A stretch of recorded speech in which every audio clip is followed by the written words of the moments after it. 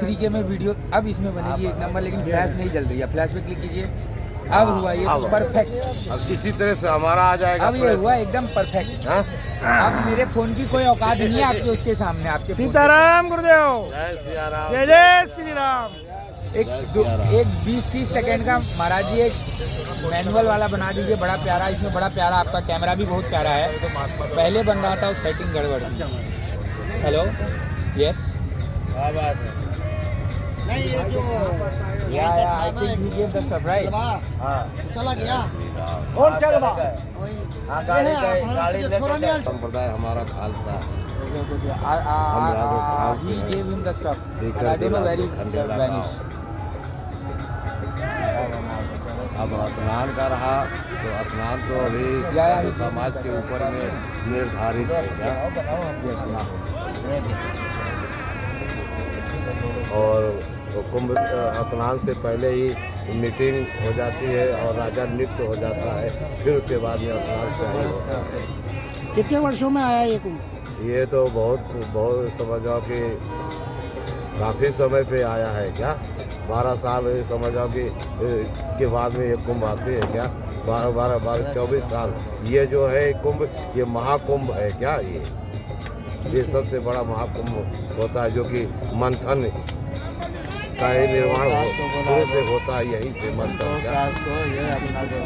और महाराज जी सच सच नमन आपको। तो जैसे मुझे कुंभ के बारे में जानकारी नहीं है, तो एक दो चीज़ पूछना चाहता हूँ। मैंने जैसे कि टीवी में देखा है और वैसे भी सुना है कि कुंभ 2-3 प्रकार के होते हैं, कुंभ, अर्धकुंभ और महाकुंभ। तो इसके बारे में अगर आप जानकारी देते तो बहुत ही हमारे किस्मत। एक बड़ा भाई होता है, जी, एक जी। छोटा भाई होता है जी हाँ? जी। और जो बड़ा भाई होता है वो महाकुंभ होता है क्या? वो सबसे बड़ा कुंभ होता है।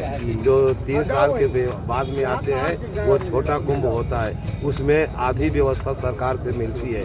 जो महाकुंभ होते हैं उसमें तो मजिस्ट्रेट को भी आना पड़ता है, मीटिंग लेनी पड़ती है और राय मसौदा, डिसाइजन, दिशा मार्ग समाज से लेकर के प्रशासन साधु समाज का स्नान कराने में वो पालन का सक्षम रहते हैं। जो सबसे छोटा कुंभ होता है महाराज जी, उसे क्या कहते हैं? उसको अर्ध कुंभ कहते अर्धकुंभ हैं। कहते हैं। कितने साल पे लगता है महाराज वो जी? 2-3 साल पे आता है और 6 साल पे भी लगता है कुंभ। 6 साल पे भी आता है। उस जो कुंभ को क्या कहते हैं? वो कल्प वृक्ष, वो कल्प कुंभ कहते हैं। 12 मास चतुर्मास कहते हैं उसको क्या? वो 2 महीने का वो मेला रहता है क्या? उसमें भी आधी ही व्यवस्था होती है क्या? कुछ आते हैं, कुछ नहीं आते हैं। वो कुंभ मेले में जो कल्पवास वाले हैं वो तो एक नंबर, वो 1 महीना 2 महीना वो चतुर्मास करके ही वो नहा के जाते हैं। तो जैसे कि ये कुंभ लगा है महाराज जी, तो ये कितने साल बाद लगा है महाकुंभ?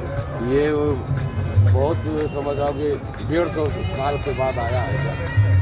तो हम तो बड़े भाग्यशाली हैं महाराज जी की आज 150 साल के बाद में ये महाकुंभ आता है। आप जैसे वैसे संतों के छोटे दर्शन छोटे इस कुंभ में कुंभ हुए। आते हैं।